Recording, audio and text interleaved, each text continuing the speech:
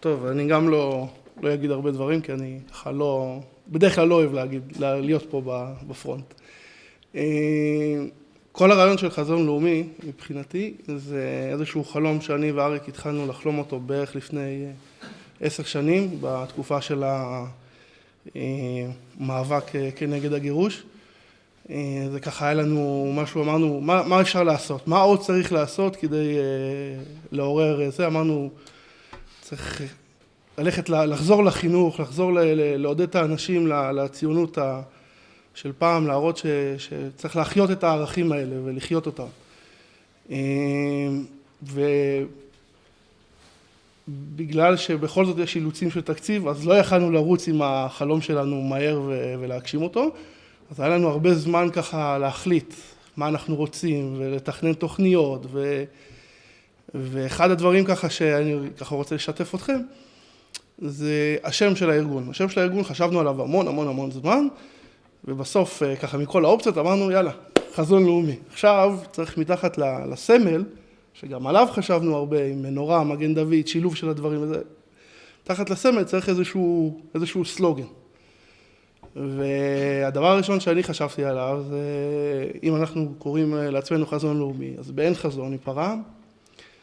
ואז, אוקיי, אז זה הרעיון שהעליתי בפני, זה אגב מופיע במשלי, אם תעשו בגוגל אז תראו שדוד בן גוריון אמר את זה, אבל זה לא כל כך נכון.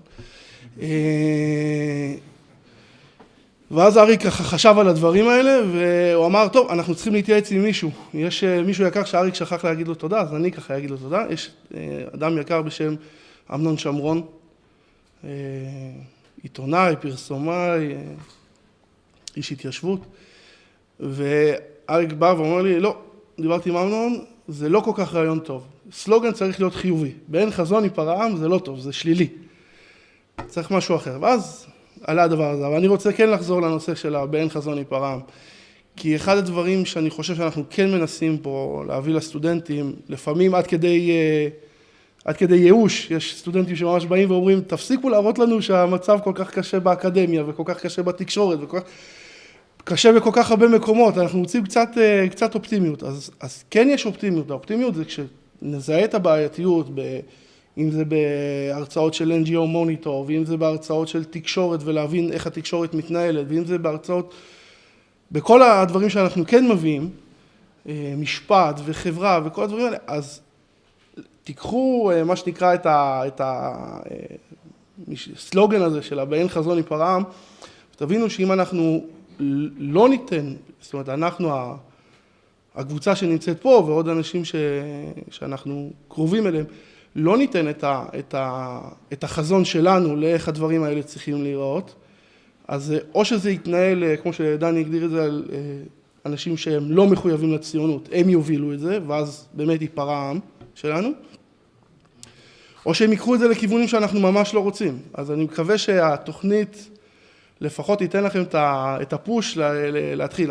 אנחנו כבר רואים, אנחנו סוגרים עכשיו את השנה השנייה, אנחנו רואים שמהשנה הקודמת כבר יצאו קבוצה שהולכת להקים התיישבות בגליל, זאת אומרת לעבות יישובים בגליל, יישוב אחד או שניים בגליל. יש לנו חוברת שיצאה על ידי סטודנטים שלנו.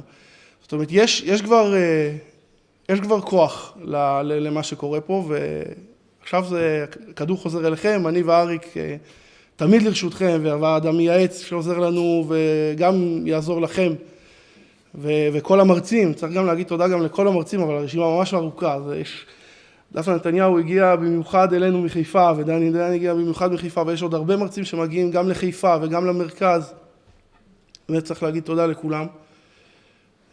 זהו, ותודה לכם.